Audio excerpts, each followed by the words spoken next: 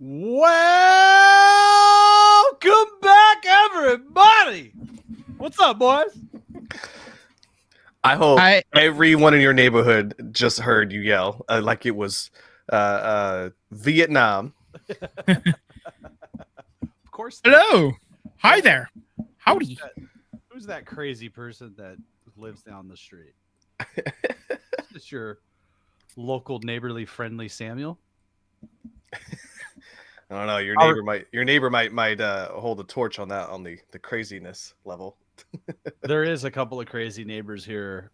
Sometimes I find them on the roof. What you doing up there, buddy?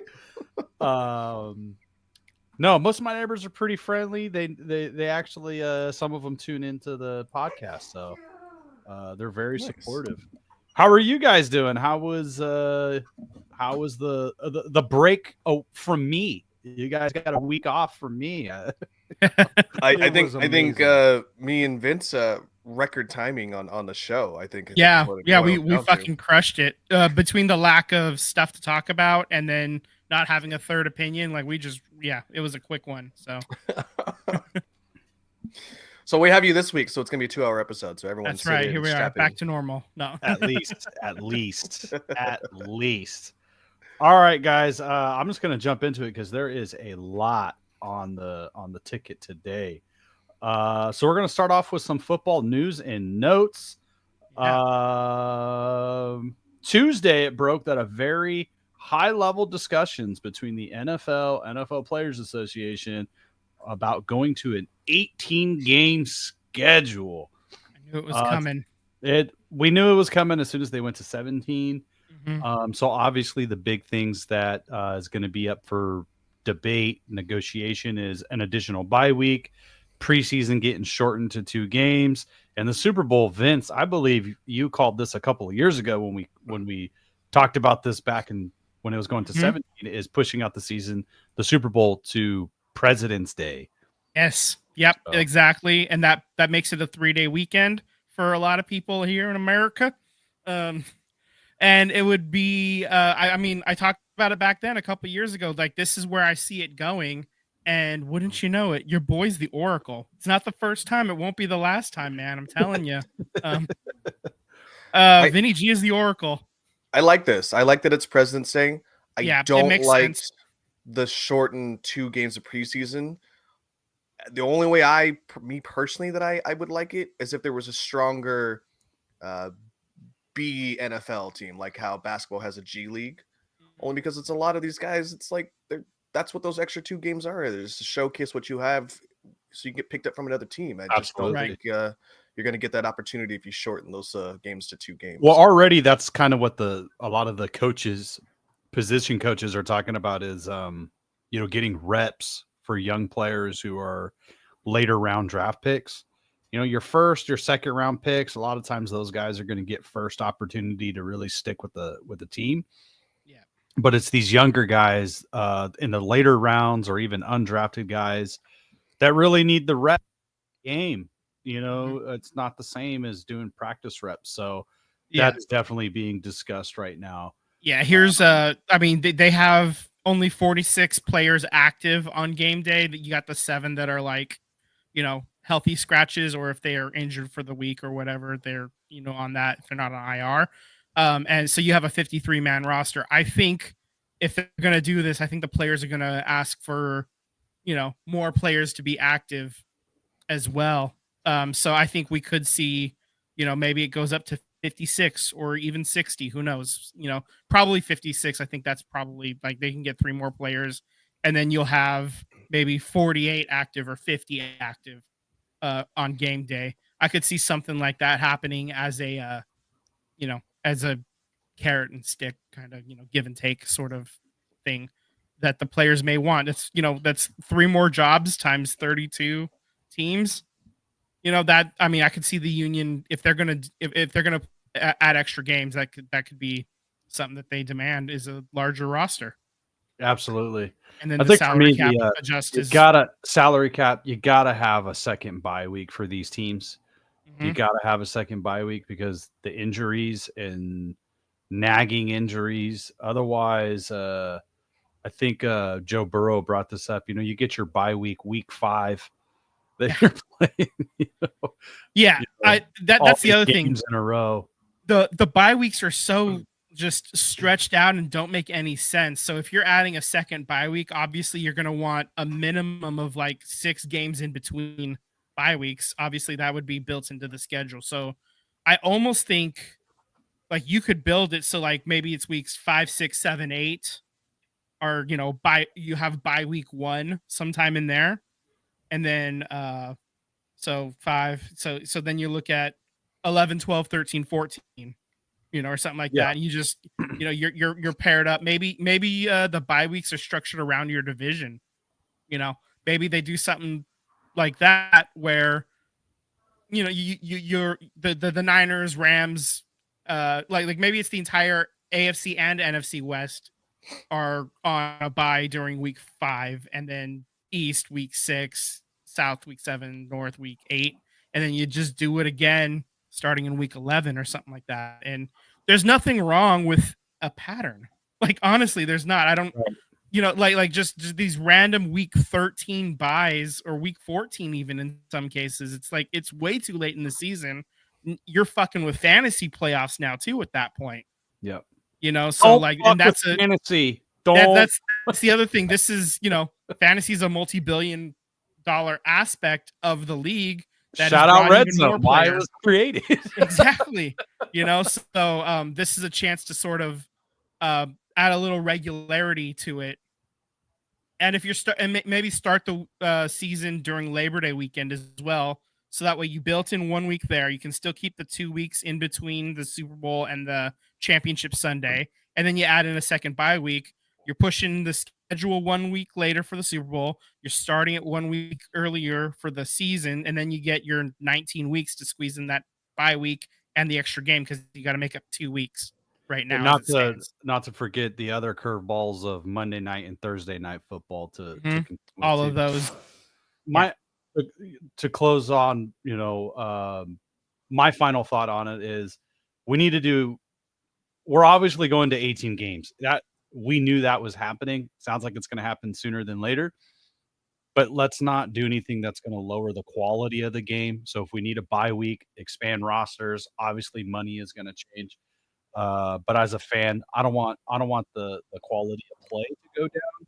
I think a lot of it has to do with the additional bye week and giving these guys the proper rest.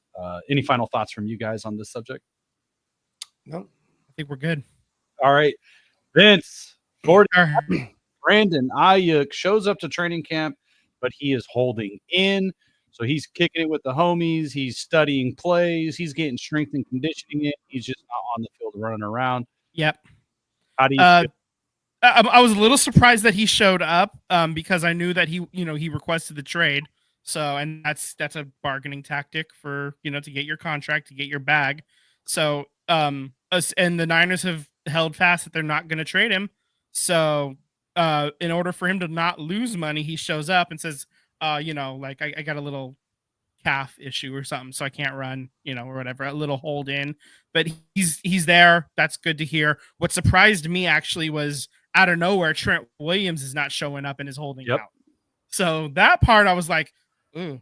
I actually wasn't as surprised with Trent Williams, only because I heard maybe 2 weeks ago or so that his guarantees were he got paid out all his guarantees, and he was essentially playing a 1-year deal with no guarantees because he's already paid that.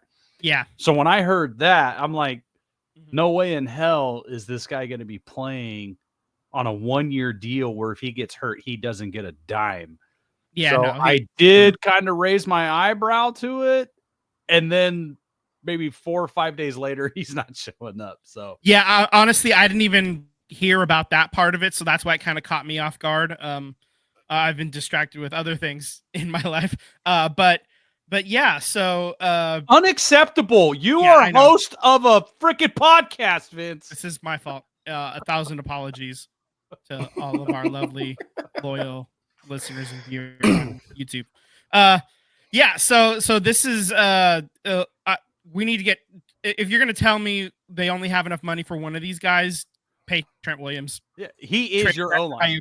He is like, without Trent Williams, that is the blind side for Brock Purdy, and he's way more important than Brandon Ayuk. As important as Brandon Ayuk is as like an extra toy to play with, Trent Williams is sort of like he's sort of a key cog in this offensive line that'll let Brock Purdy throw for 4,000 yards this year. Keep Purdy off of his ass, and he can play really well.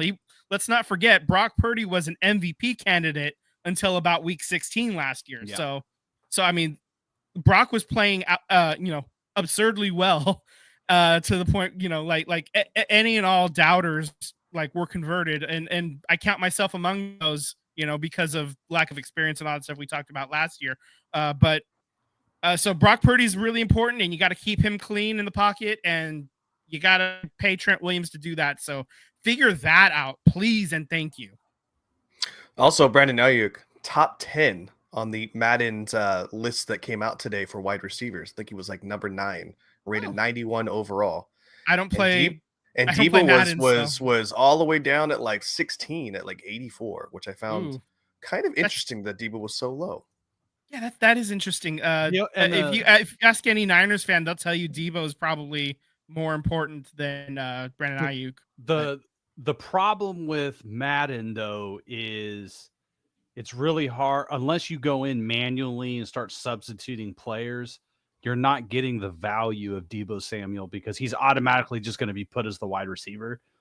But the 49ers use him to run the ball, sweep the ball. Like, they move him around so much. They do Jerry Rice type shit with him. And Madden, you got to go in and swap out the player manually and set your playbook. Set him as a running back. You're not. I'm sure if you were that detailed in the video game and you went and swapped him out on the plays that you want to do, you get more value with him in the Madden. But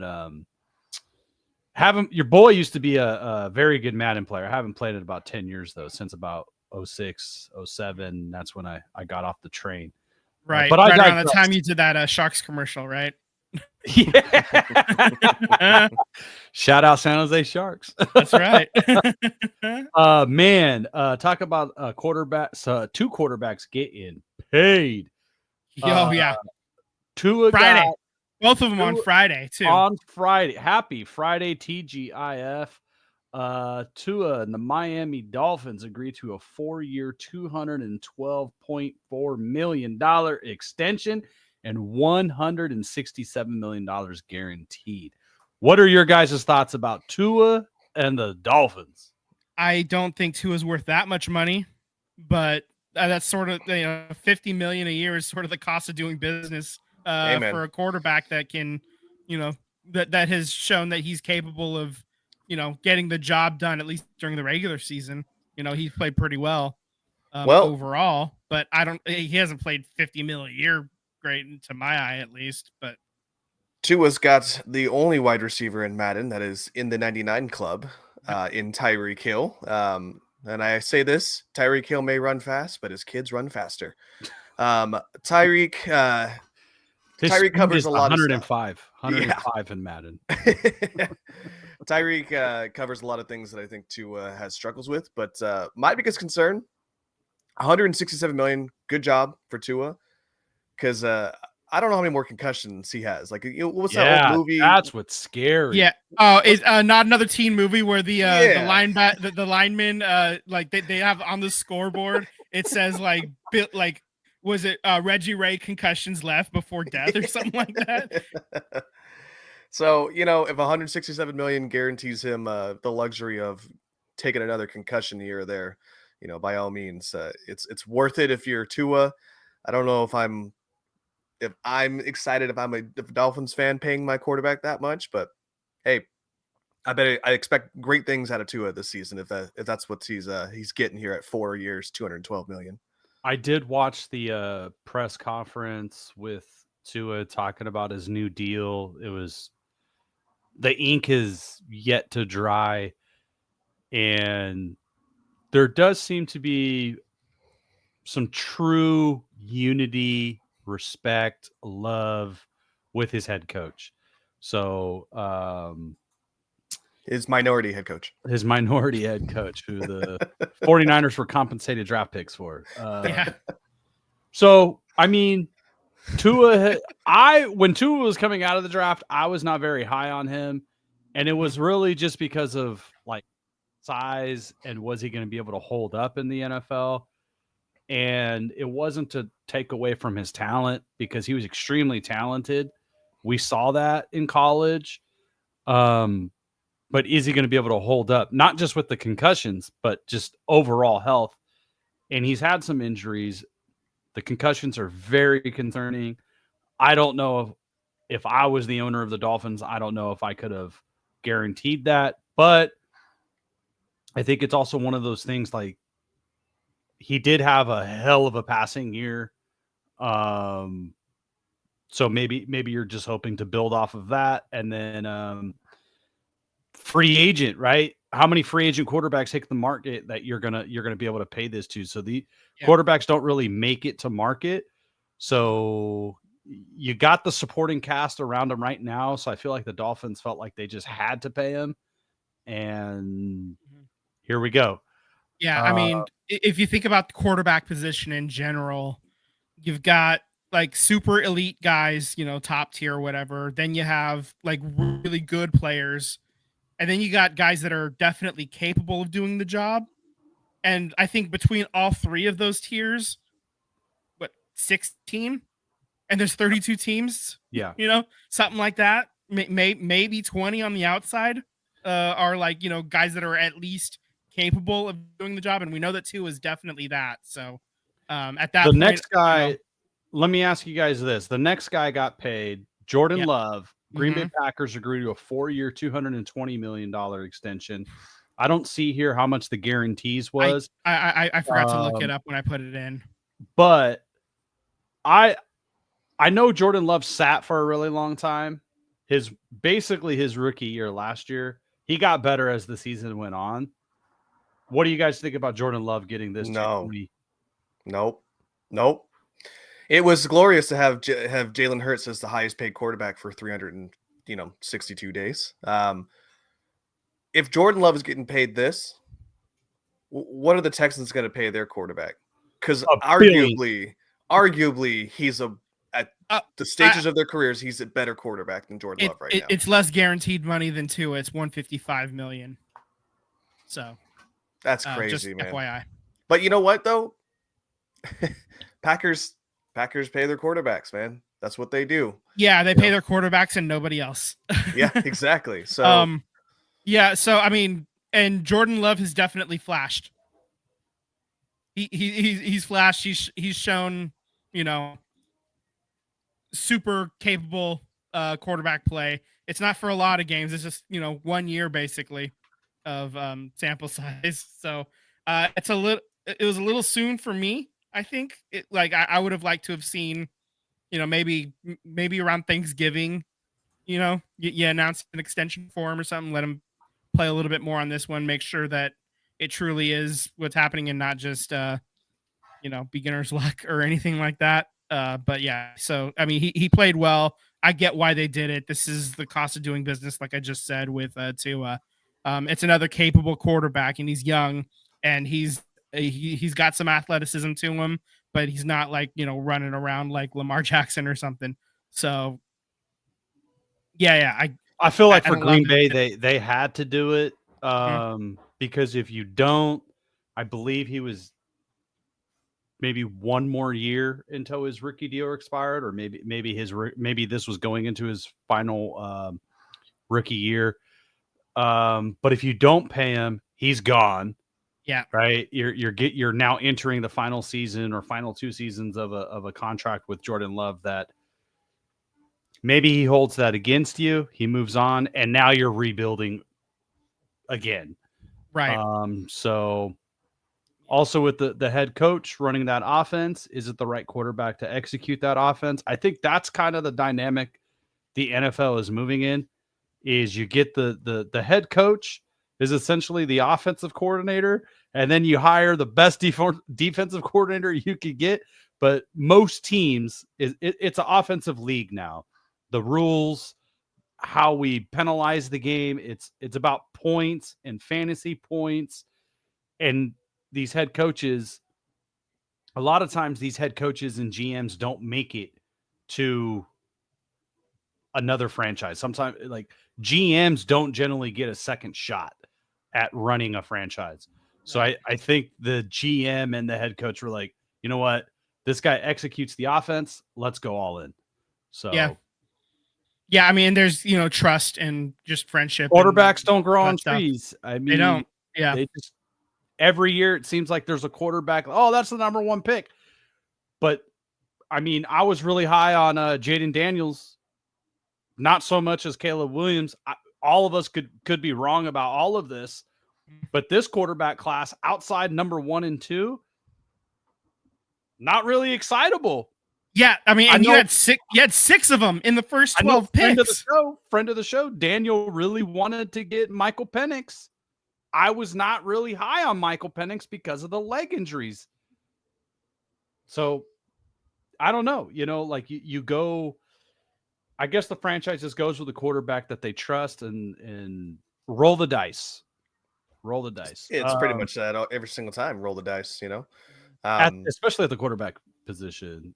What's the rookie from Oregon? Apparently he's Bo Nix. Apparently he's turning some heads in mini camp. So I mean, who knows, man? Like I'll see it. I see it when I believe it.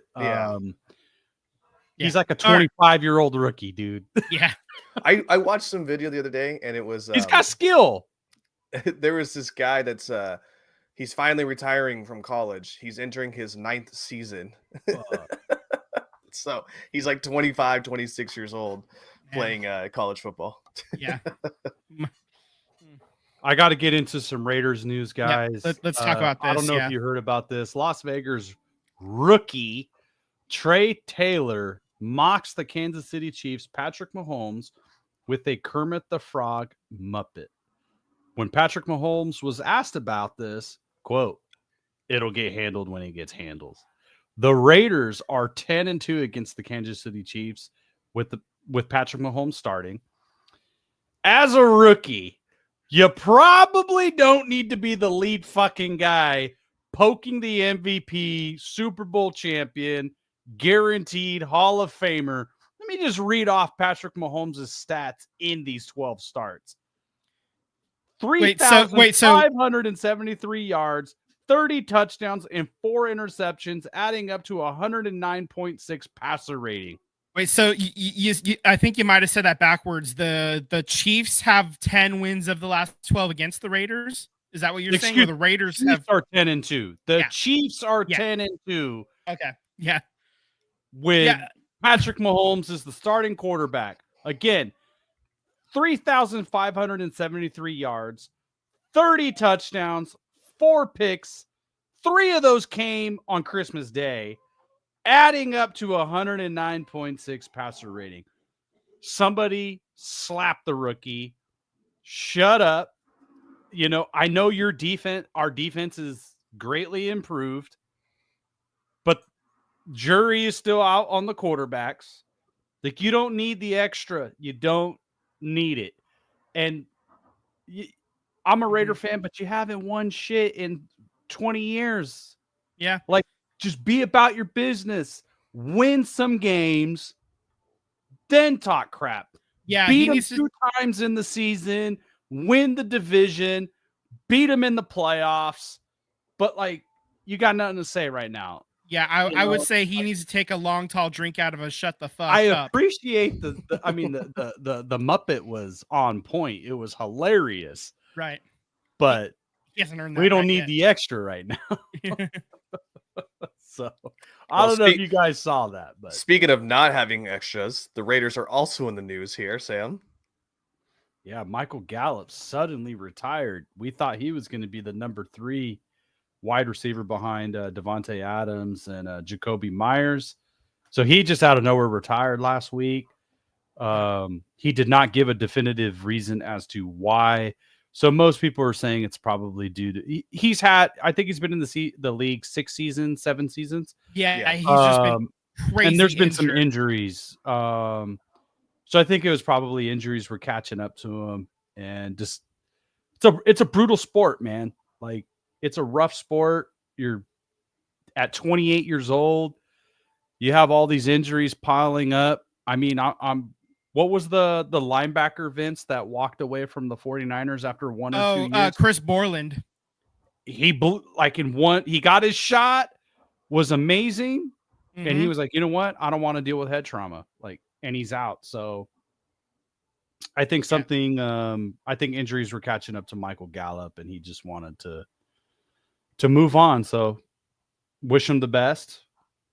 Did that also happen with Patrick Willis too? That like he just didn't want to get. He retired early. He did retire early. He still got his gold jacket this year, but he did retire a little earlier than he could have. You know, I mean, I think he cited the same thing, is that for the longevity of his life and wanted to be with his family and not in a wheelchair. Towards the end of his life, I think he just wanted to have that opportunity. My dad in the comments, Andrew Luck as well. That's another one. Yeah, but Drew Luck had like a lot of concussions. Yeah. Like he had a fair amount. That's kind of where Michael Gallup was probably headed. He had a leg injury as well, but just a mess. Absolutely. I don't see much in basketball. No, we'll cover Team USA stuff when we go over that's Olympics in general. But hockey. The San Jose Sharks have re-signed Thomas Bordeleau to a 1-year deal. Still really young. Yeah, I like it. I mean, let's he played fine last year as well too, so I love it. Yeah, I mean he's kind of a borderline, is he going to make the team or not kind of guy. They signed him to a 2-way contract, so he can go back down to the Barracuda if not. But I'd kind of like to see what he can do under the new coaching staff. This will be a good opportunity for him, and especially with some new hot young talent coming into town too. Man, those signs are everywhere when you're driving on the freeway. So I'm excited to see him. Macklin Celebrini's all over everywhere, man. Like he's even on my TikTok algo. Like, this is fun. So hopefully Thomas Bordeleau can continue to improve, make the team, and make some noise. Absolutely. Soccer. Tyler, it's up to you, buddy. Walk us through this Wrexham update. Yeah. So they're finishing up the leg of the West Coast tour.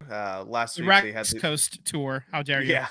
Yeah. 2 weeks ago 2 weeks ago. Last week it was they had during this past week. This week they had a game against Chelsea and Santa Clara, which came down to a tie there at 1-1.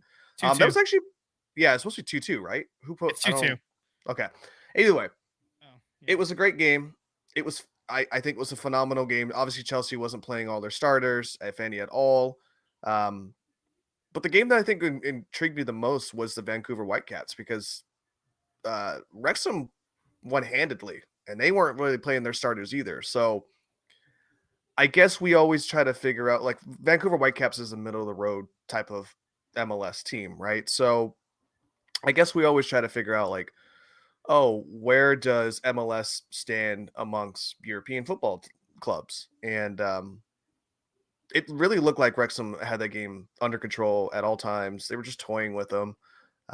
So to me, I think that's a good confidence builder if I'm Wrexham, thinking that, like, we're probably on the precipice of being a championship team. So I think we've compared some MLS to like a lower end Champions team as far as money spent on players to a higher end, League One.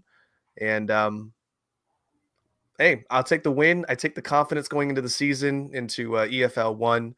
I'm excited for it, man. And shout out to the wonderful people in Santa Clara. I heard it was a wonderful event that went down there as well too. So yeah. So just for reference, the Whitecaps are currently sitting 5th in the Western Conference of MLS, with 38 points in looks like it's 24 games played. So there's that. As far as like if the New York City FC in the East is also at 38 points in 5th place, just for reference. So they're like a top 10 team in the league right now. So just for, clarity's sake, Vancouver Whitecaps are probably about as good as you're going to get, like Wrexham to be able to play during this time. And they got smoked. And Wrexham smoked them. So that's promising to see in the in the years to come. Yeah. So, what do the ladies do here? All right, Bay FC. So they had their second Summer Cup match, and they dropped this one 2-0 to Angel City FC. Dorian Bailey kind of like got an unlucky bounce off of her leg as she was collapsing in to try to clear a ball out, and it ended up going into the goal in the 19th minute. And then Claire Emsley on Angel City, she absolutely nutmegged Savvy King, who is the Bay FC defender and also on the under 23 women's national team.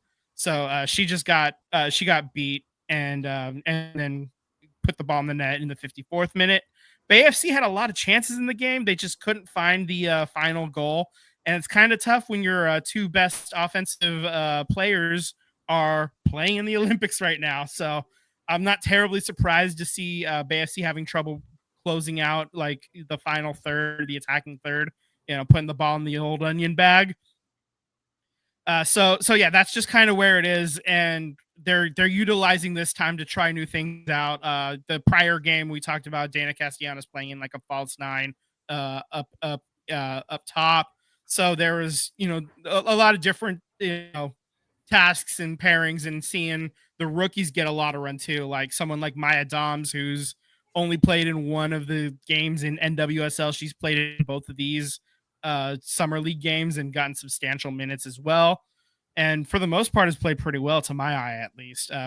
So this is a good opportunity for those rookies to get some time in and really make some noise. Their upcoming game is going to be against Club America on Friday, 7:30 p.m. And so they actually let's move on to the next pick, Tim. There was an international friendly announced with Bay FC. They're going to be playing FC Barcelona. And that game is going to be happening August 27th. They haven't really announced ticket prices or anything like that, but it's really interesting. That was Oshawala's team before she came to Bay FC. So she's going to get to see some of her old friends come to town. And that's going to be a lot of fun to check out, I think. August 27th, that is a Tuesday, I believe. So, it's a midweek game. If you guys can make it to San Jose during the week, I think that might be a fun one to go to, especially you can see a powerhouse European female team, female side. That'll be a lot of fun. So go do it. Go out there. It's a lot of fun to go to these games too. Highly recommend, especially if you got families looking for something for little kids to go do. It's an amazing environment there, and I can't recommend it highly enough. So there's my pitch for Bay FC. Just a quick announcement. We decided last second that there's really no point to cover the San Jose Earthquakes because John Fisher's a fucking asshole. And by the way, what time is it? Fuck John Fisher. It's fuck John Fisher o'clock. Hey, look at that. It's time to start talk about another thing that broke. Yeah. He's being a prick again. Let's get this up, Tim. He put it up. Yeah, we're good to go. Also, anyone who's afraid of clowns, this is your precursor. Close your eyes. So they sent an email out, and it was made public earlier this past week. Basically, it's just kind of callous. The entire email. It was like, not worded friendly. It's just kind of like it just left. It gave me the ick, I guess. So I'll just rip through this real quick.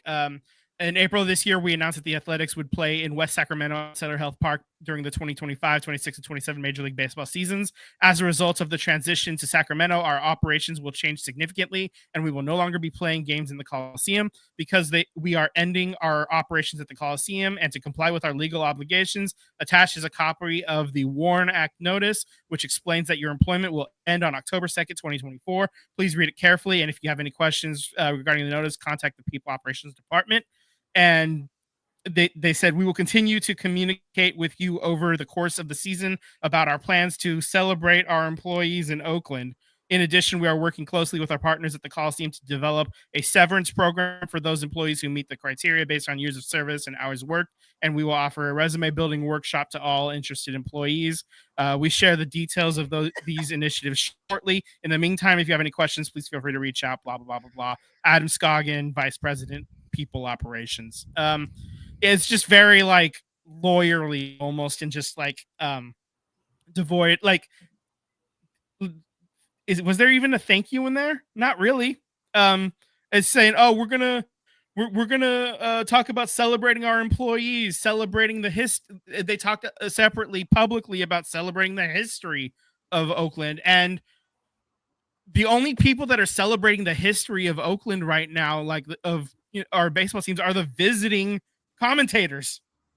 Like we see clips from when the Angels came to town, when the fucking Astros came to town. You know how much we hate those pricks, but like I got to give them some stick taps for like at least showing some reference, a deference and respect to Oakland baseball. Man, this is you should be doing that. You shouldn't be relying on your opponents to do that for you. This is just another giant pile of shit on top of the shit mountain that shitty ass John fucking Fisher shitted all over us. Like Yeah. The week before, last weekend, I wasn't on the show because I was actually in Las Vegas, and I believe it was the Thursday before. So I flew out Sunday. I believe it was that Thursday before the A's presented their financial plan to Las Vegas. Yes. They do not have a fucking plan. So literally the numbers that they submitted is a copy paste of what was submitted earlier when they forced this vote at the 12th hour,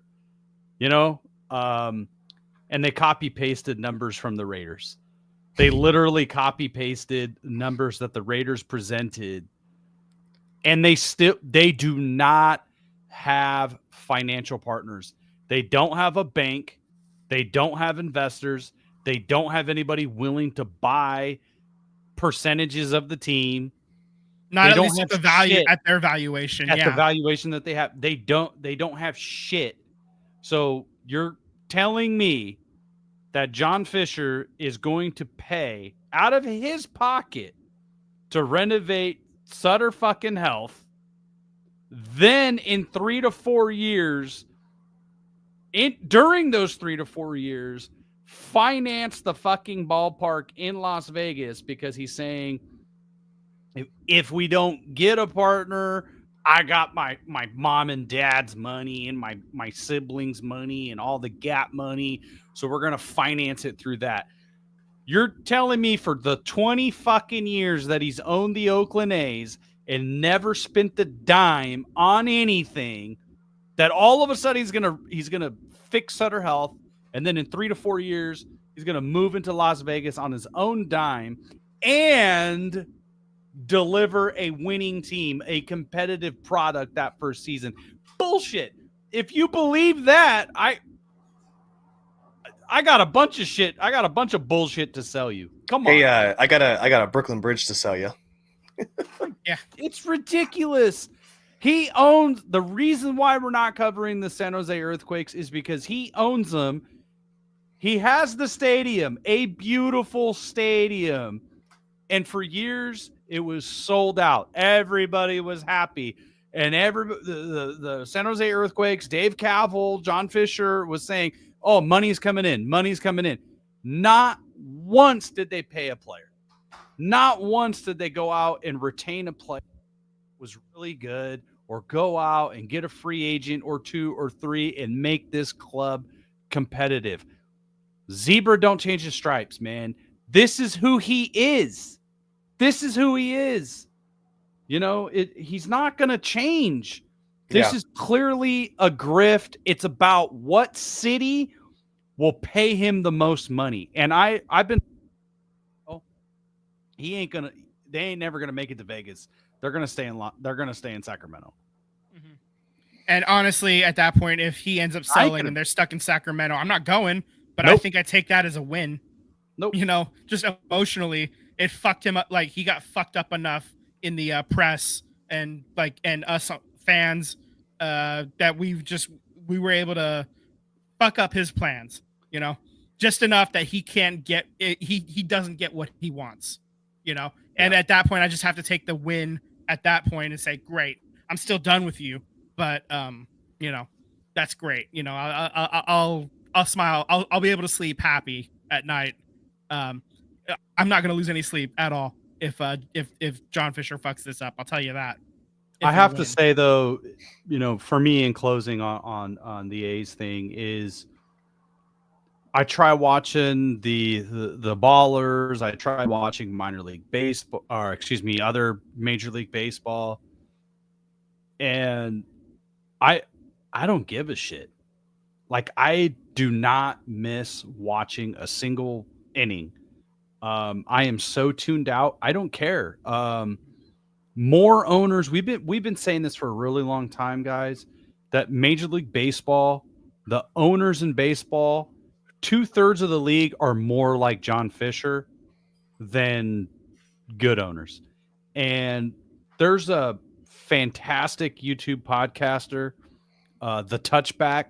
Oh, yeah. This gentleman he just did a really detailed YouTube on the Modesto Nuts and the Seattle Mariners and what's going on there.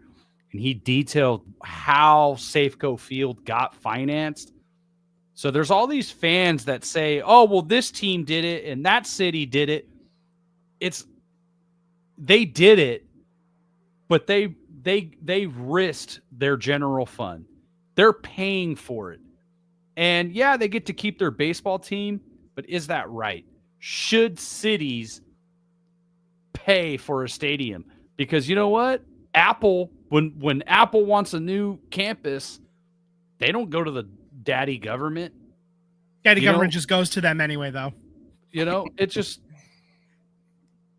we don't pay for their shit is what I'm saying, though. Yeah. You know, and then it's just an endless cycle. And then on top of that, John Fisher owns currently half the stadium. Mm-hmm.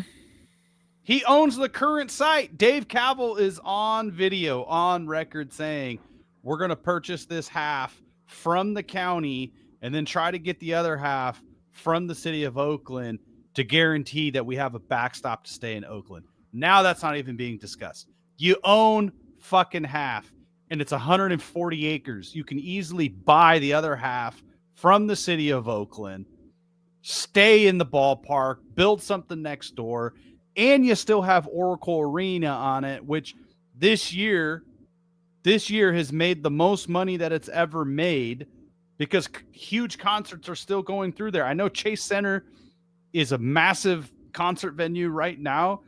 Oracle Arena is still producing really great concerts, and great talent is still going through there, and it's an extremely profitable arena.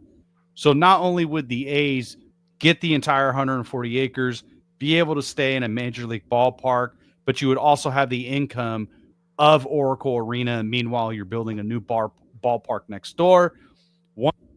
You can demo the old park and put God knows whatever it is you want to put there and have 140 acres there. But it's not going to happen because these people never Oakland. They negotiated in bad faith. They never wanted to be in Oakland. So yeah. Don't let the door hit you on the way out. Yeah, my dad in the comments says he owns the stadium and can't work out the rent. Like that's how shitty of an owner of a billionaire he is. Like, how you funny. own half the thing and you can't figure it out. That's exactly how he is with all of man. his ownerships. Old Navy, he owns it and can't pay the rent either. So check that out. All right, we gotta switch gears. We gotta move off of this. Olympics. It's Olympics time. First off the bat, they have announced the Winter Olympics host cities for 2030 and 2034. In 2030, they're heading to the French Alps, and in 2034, they're going back to Salt Lake City, Utah. So the host cities for the next decade are now set. So we're in 2024, obviously in Paris right now. They're going to Milan and Cortina, Italy in 2026 for the Winter Games. They're coming to Los Angeles in 2028. And then 2030, obviously, is French Alps, like we just said. 2032 Summer Games are going to be in Brisbane, Australia. And then 2034, back to America, back to Salt Lake City for the Winter Games again. It sounds like Salt Lake City is not going to have to build many new structures. They're already going to be upgrading the arena for hockey as it is right now anyway, because they got the new expansion team.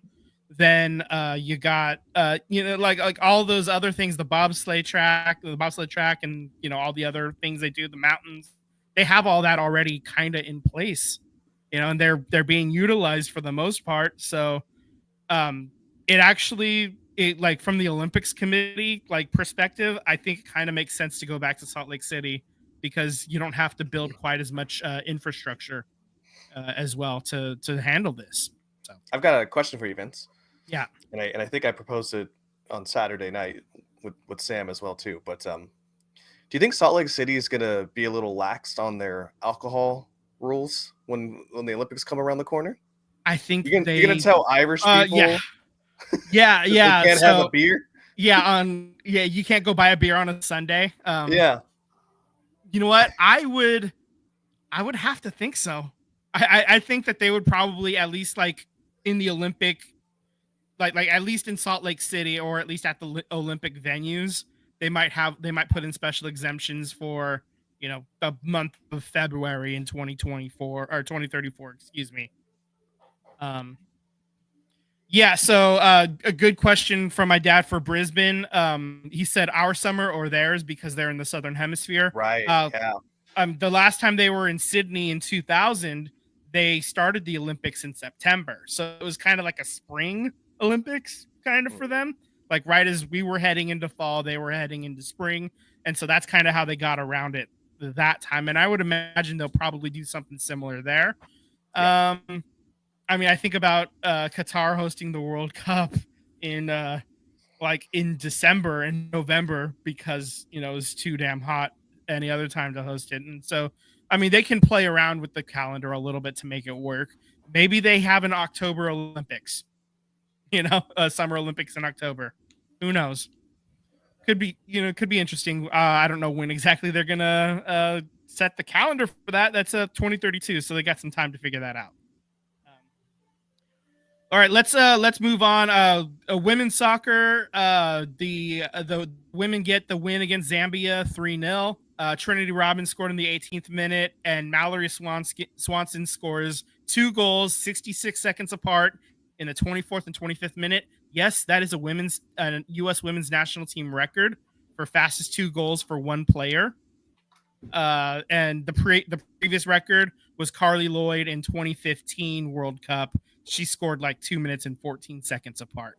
So, and then Zambia player got a red card in the 34th minute for a foul. So it was a little bit disappointing that they didn't score again after that. So they played the last 15 minutes of the first half and the entire second half up a player, but didn't add on to the goals. And then they go and play Germany. They get the win 4-1.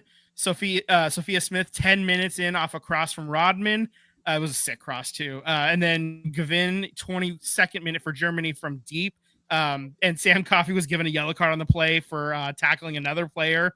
And the ref played the advantage properly, in my opinion, clearly, because Germany had the advantage, and so they scored on it. But then, so the game was tied 1-1 at that point. Mallory Swanson scores again off of a goal kick save from Sophia Smith. Rockets a shot. Goalkeeper saves it, but it didn't catch it. It was loose. And then Mal Swanson cleans up the loose change. Sophia Smith again in the 44th minute, That right was a before they go pretty to goal. halftime. It was off of a deflection. It hit the post and it just kind of spun into the net. Oh, gorgeous. And then substitution time, Lynn Williams in the 89th minute. She gets a goal from the left and goes far side. And everybody's so stoked for her to get that. Lynn Williams, her story is kind of wild if you take a deeper dive into that. They will be playing Australia on Wednesday morning, and that they already clinched their spot in the knockout stage of the tournament. They're looking good.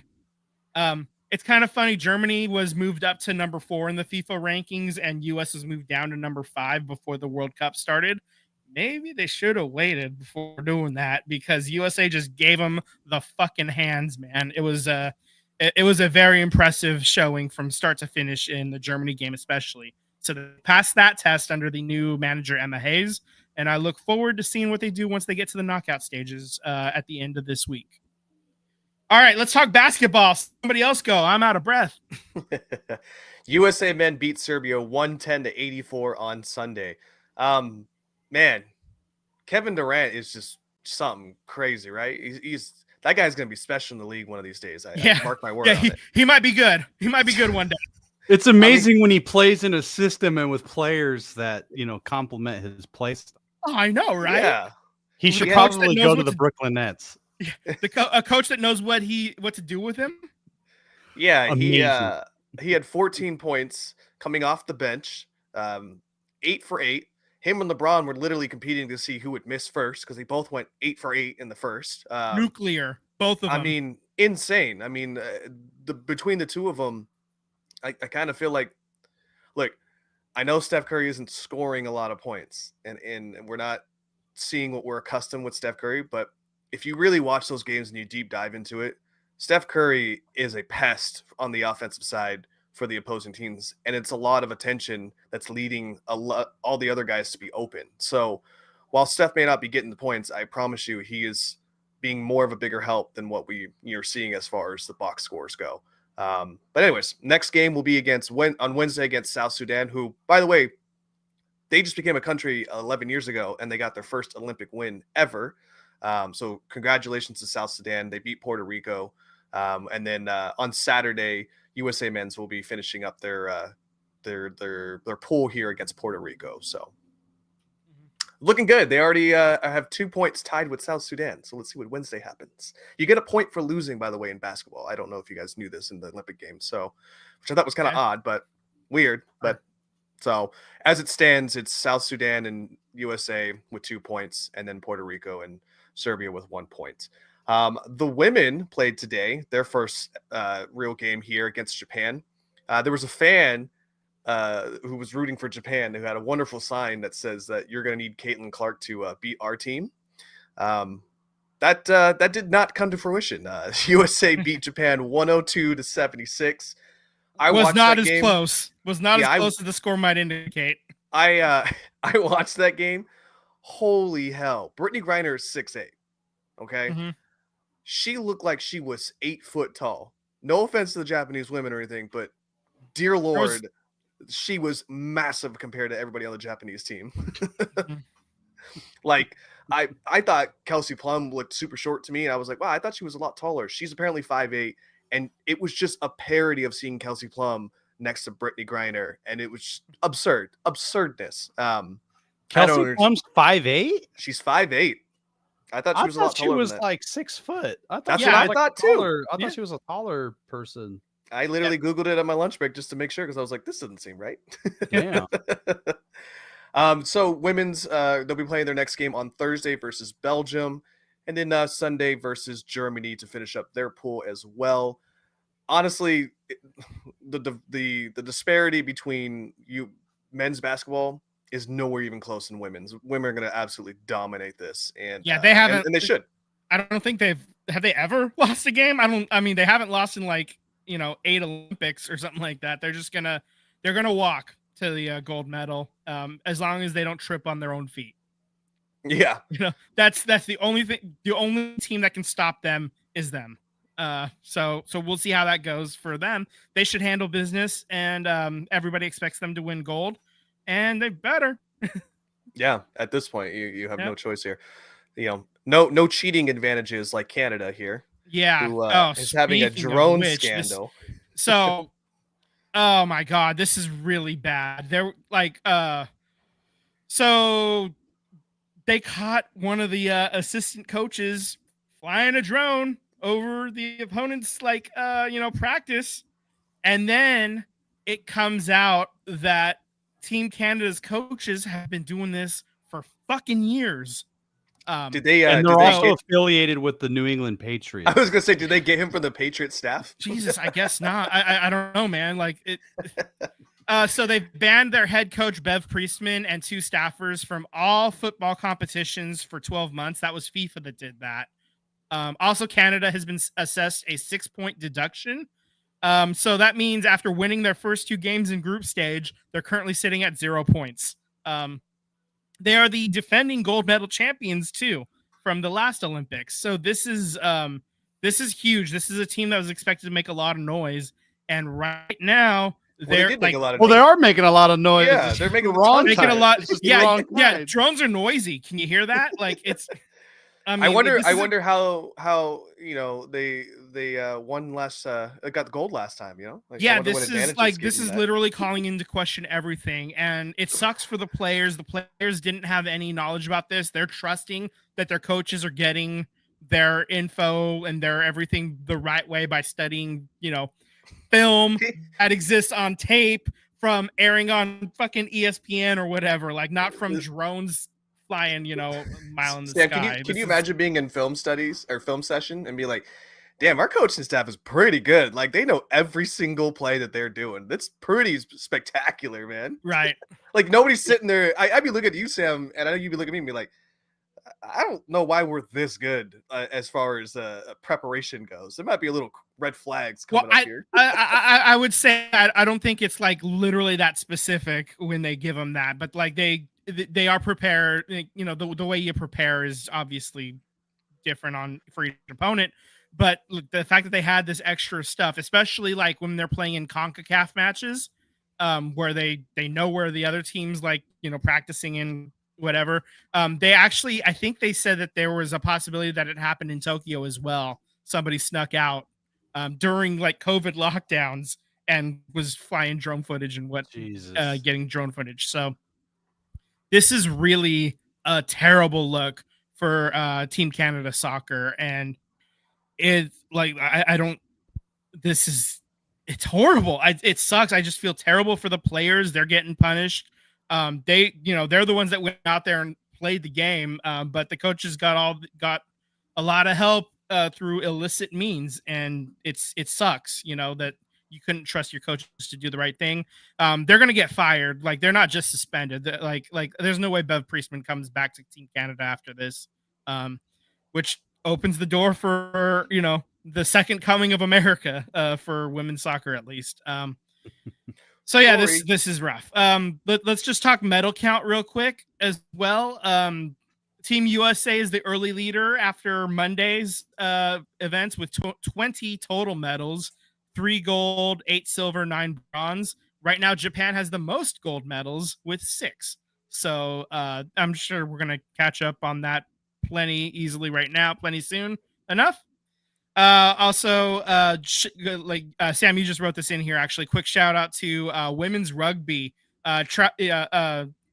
Jason Kelsey's favorite team now, the women's rugby team. Alana Marr is just going viral with Derrick Henry-esque style stiff arms.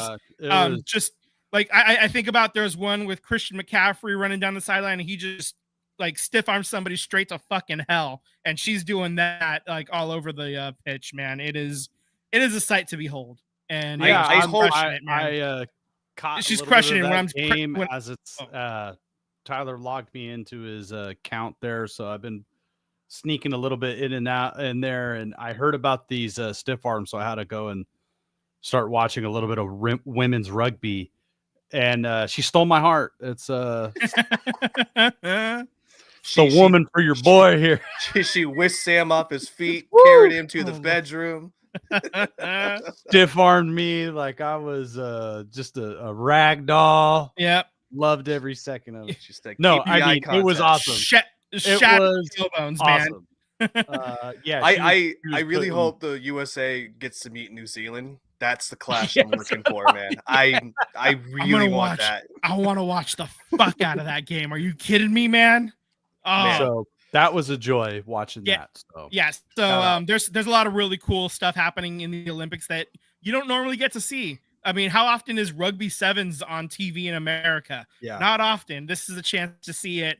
And I think that the Olympics, like broadcasters, do a pretty good job of explaining the rules for the simpletons.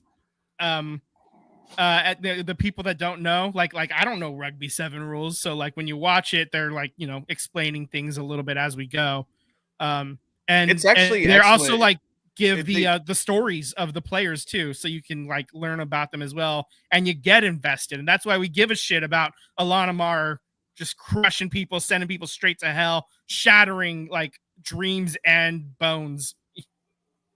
Yeah, the sevens version it's an excellent rendition of how they normally play rugby because it's a lot faster. The games go a lot faster too.